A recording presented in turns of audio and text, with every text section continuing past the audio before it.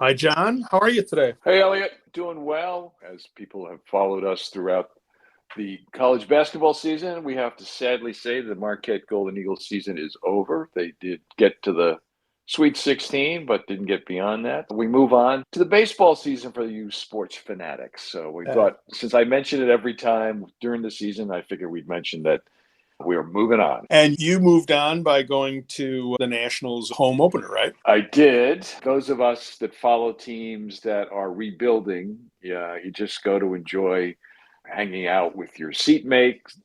Maybe you see some young guys coming up that look really good, but it's going to be a long season. But yeah, it's still baseball and it's still fun to do. Yeah, I follow the Brewers. It's not clear whether they're in a rebuilding. They've got a lot of young guys on the roster, but they've started out 4-0. They started out in New York against the Mets and took three and came home and had their home opener yesterday. Fortunately, there's a roof over American Family Field because we were having sideways rain here yesterday, and they beat the Twins. We'll see. I like baseball. I like the fact that they've made the game shorter, but it's the perfect thing to have on TV or on the radio while you're doing something else. And everybody that for the past 2 minutes is trying to scramble past, when are they going to talk about AML, for God's All sakes? right, we'll talk about AML. What do you want to talk about? All right, a few things. One that you identified, that something we've talked about before, and that's the Department of Commerce and their role in sanctions enforcement. They just issued a report. It actually has a funky title to it. It's called Don't Let This Happen to You. And it's actual investigations of export control and anti-boycott violations from the Bureau of Industry and Security Export Enforcement. Interesting report. Report is roughly 80 pages or so. They go through reminding people what that office does, talks about criminal civil penalties, a whole host of things, and various chapters are dedicated to some of the major issues that they're dealing with. So China, Russia, of course, Iran, and the various issues where if you're not careful, you can get caught up in. So just referencing the introduction, this is dedicated to the exporting community. They mentioned that export enforcement is been pretty active in 2023. They talk about establishment in February of 2023, the Disruptive Technology Strike Force, that has also the FBI, HSI, and Defense Criminal Investigative Services, and that's dealing with trying to protect advanced technologies, AI, quantum computing, that sort of thing. Also internationally, they're doing a lot of work. They've worked with Japan, Republic of Korea, and similar to what the IRS has done, they call it the Export Enforcement 5, E5, and that's Australia, Canada, New Zealand, United Kingdom, and the US working together to deal with various enforcement mechanisms. But the key theme is reaching out to the private sector. And that's what the report goes into detail about, how the Export Administration has a voluntary self-disclosure program, but they also walk into what are red flags, what are best practices, how you can sign up for alerts with interagency and international partners. Interesting report. Maybe at some point we can do an interview with somebody from that agency. I'll try to effort that. I think that would be interesting. But again, a roughly 80-page report on the enforcement of U.S. export controls just released late last week.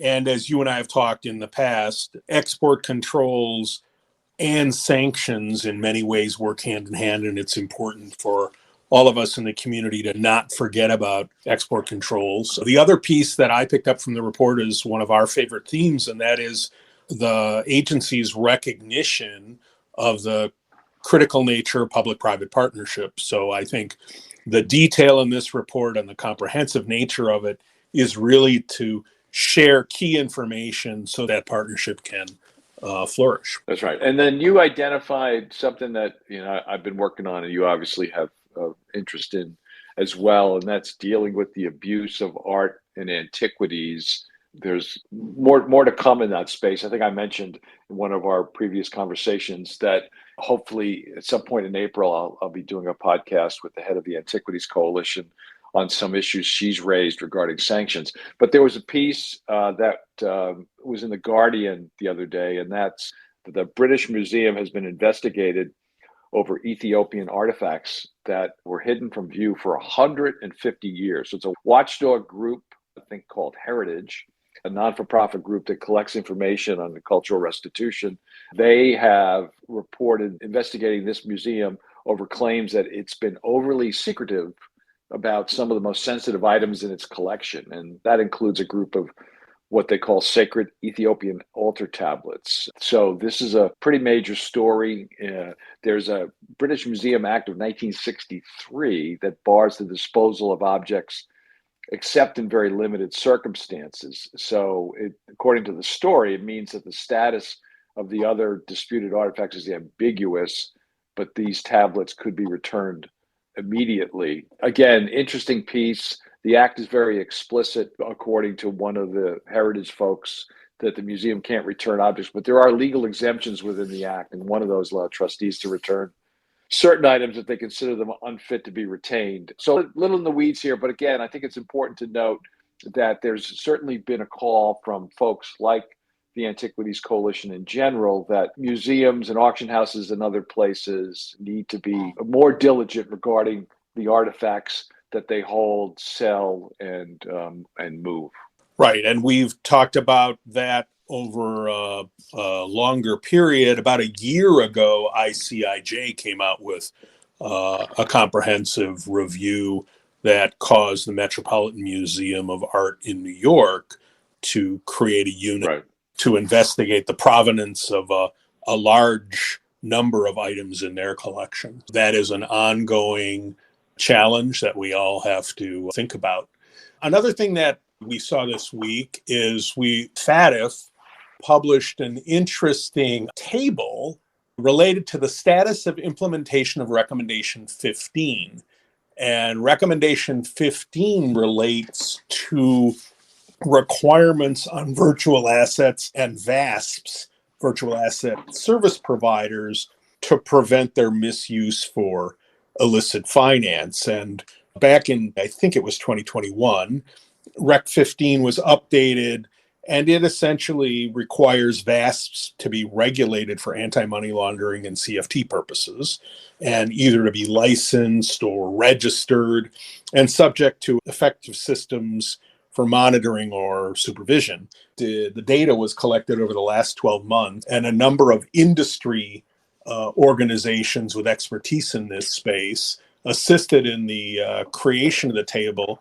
It lists all the countries, both the FATF member countries and the countries that are not members but are participating in the mutual evaluation process. And across 8 elements, it takes a look at what each of these countries is doing, where they are in their implementation of an effective process related to VASPs. It's interesting. I think the reason people should be interested and aware of this is if you're doing a risk assessment as part of your financial crime prevention program, this is another source to look and see, okay, I'm thinking about the risk of virtual assets as one of the many risks I'm testing. And I'm also thinking about geographic risk, and this is a place that kind of brings them together.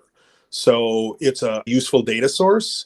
It's also a reminder to these countries that they need to continue on the path to full compliance in this space. And then our friends at FinCEN put out a request for information, and that is related to the CIP rule. The Customer Information Program rule has been in effect for quite some time, and one of its various requirements, as everybody listening to us knows, is that certain identifying information be gathered, including either a tax identification number for an entity or a social security number. This is in the US for an individual.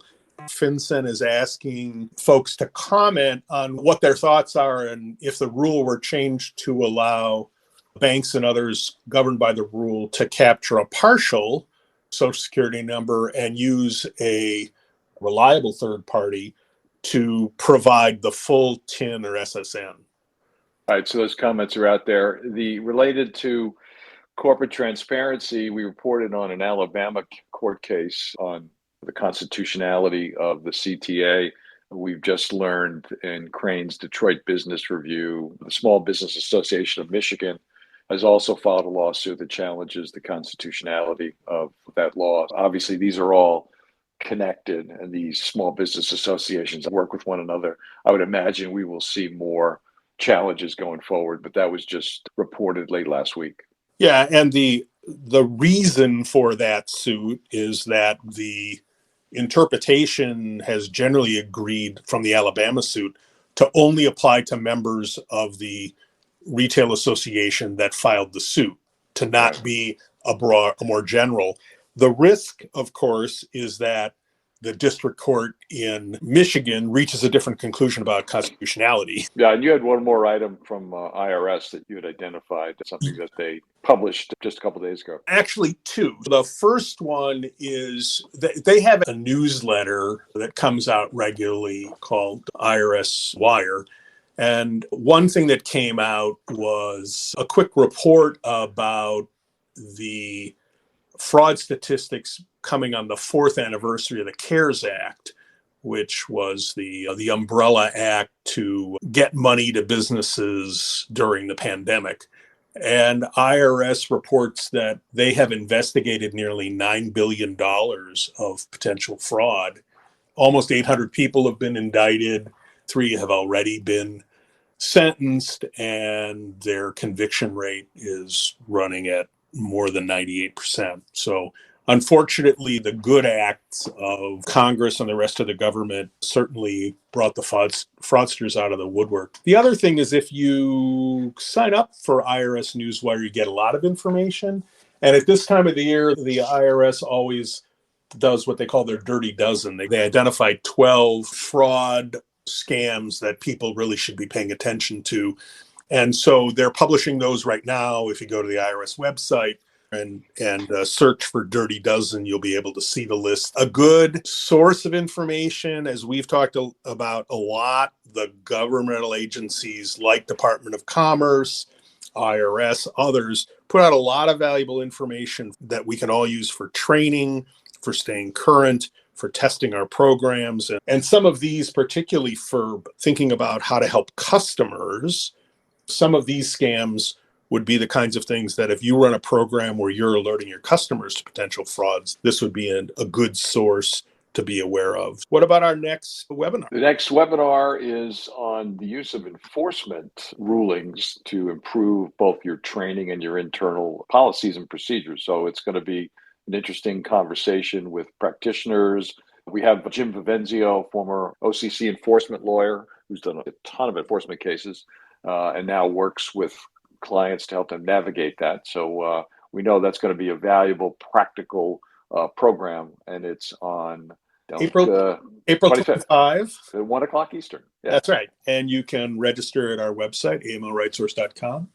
John, I know you recorded an interview with 2 of the authors of the FATF and OECD report, and that's going to post to our website next Monday. So it's an interesting report. It's on something I was not that familiar with, and that's citizenship and residency by investments. So our country and many others allow you to bypass various immigration requirements, not completely, but in terms of the bureaucratic parts, if you will, by investment. And these OECD and FATF did a very fascinating report on how that can be problematic for fraud, for money laundering, for other issues. And we have 2 individuals going to talk about that, and that'll get posted, as Elliot just said, on the 8th. All right, John, I know you're getting rain. We're getting a dusting of snow. Winter never really goes away quietly. That's for sure. Have yourself a great rest of your week. Stay safe, and we'll talk next week. You too. Bye-bye.